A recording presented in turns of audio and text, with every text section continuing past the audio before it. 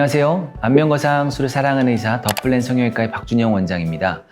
이번 시간에는 안면거상술에 대한 몇 가지 오해에 대해서 답변해드리는 시간을 갖도록 하겠습니다. 아무래도 안면거상술이 조금 생소할 수가 있기 때문에 상담을 하다 보면 굉장히 다양한 질문을 받습니다. 그 중에서 많이 여쭤봐 주셨던 질문 몇 가지를 골라서 말씀드리도록 하겠습니다.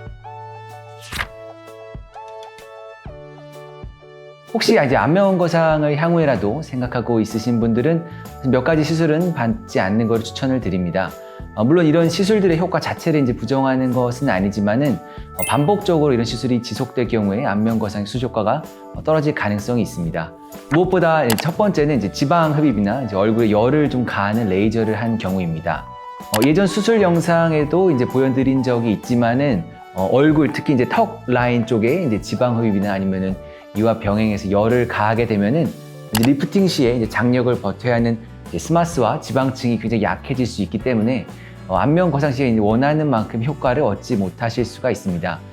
물론 이런 경우에도 이제 지방층과 이제 스마스와 이제 붙여서 같이 박리하는 디플레인 페이스리프트 테크닉을 사용하면은 조금 덜 하지만은 수술 시간이나 아니면 회복 기간이 조금은 느려질 수가 있습니다. 두 번째는 불법 필러입니다. 물론 병원에서 주사하는 이제 히알루론산 필러처럼 이제 융해가 가능한 필러는 이제 크게 문제가 되지는 않는데 하지만 불법 필러는 대부분 이제 실리콘 주사이고 이런 이물질들이 피부 조직에 스며들게 되면은 조직 간의 단면을 확인하기가 어렵고 이제 깔끔하게 박리하기가 좀 어렵습니다. 또한 이런 이물질의 제거가 힘들기도 하고 또 제거한다고 하더라도 피부 표면이 약간 울퉁불퉁해져 보일 수가 있고 순환이 떨어져서 수술 후에 붓기가 좀 오래 지속되거나 남아있는 이제 실리콘 덩어리가 좀 만져지는 경우도 생길 수가 있습니다.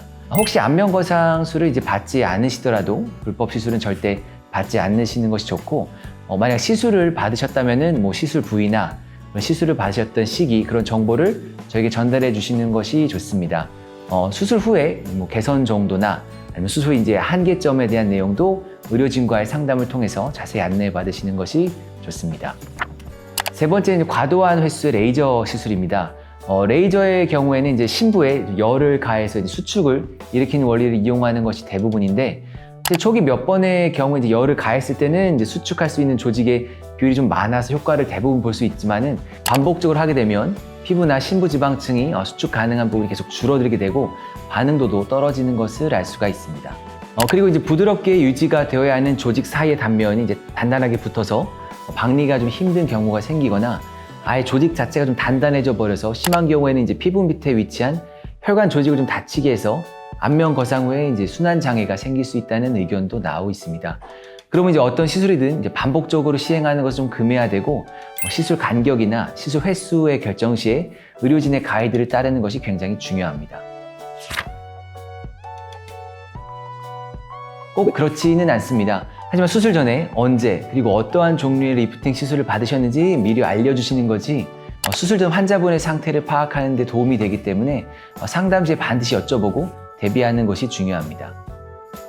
리프팅 중에서도 이제 실을 사용한 리프팅을 많이 하고 계신데 실 리프팅을 하신 경우에는 수술 중에 가위로 실을 절단해야 되는 간단한 과정이 있을 수는 있지만은 실질적인 결과에는 큰 차이가 없으니 너무 걱정하지 않으셔도 됩니다.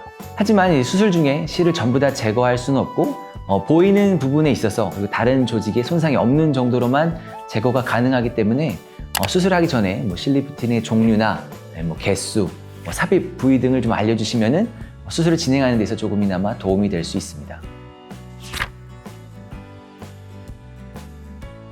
네, 수술 시 이제 절개 라인을 중심으로 한 1cm 정도 폭으로 이제 쉐이빙을 하게 되는데 이 이유는 이제 봉합 시에 머리카락이 상처 부위에 좀 낄 수가 있고 수술 후 드레싱의 편의를 위해서 시행을 하고 있습니다.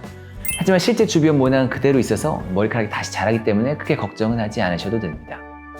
제가 이제 환자분들을 상담하거나 이제 유튜브 채널을 운영하면서 느낀 점은 안면거상술에 대한 관심이 정말 많으시고 이제 궁금해하시는 점도 많으시구나. 그리고 만나 뵙는 이제 짧은 상담이나 이제 댓글에 답을 달아드리는 것만으로는 궁금증을 충분히 해소해드리지 못하는구나라고 느낄 때가 많습니다.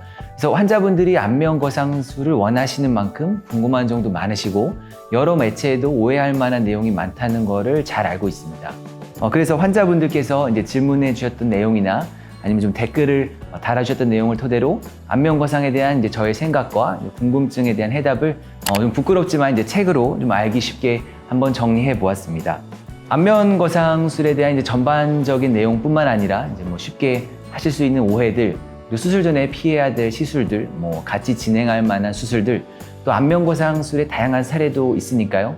이제 안면거상술에 대해서 궁금하고 조금 더 이해하고 싶으신 분들은 이 책을 한번 읽어보시는 것도 괜찮을 것 같습니다. 영상 시청해 주셔서 항상 감사드립니다.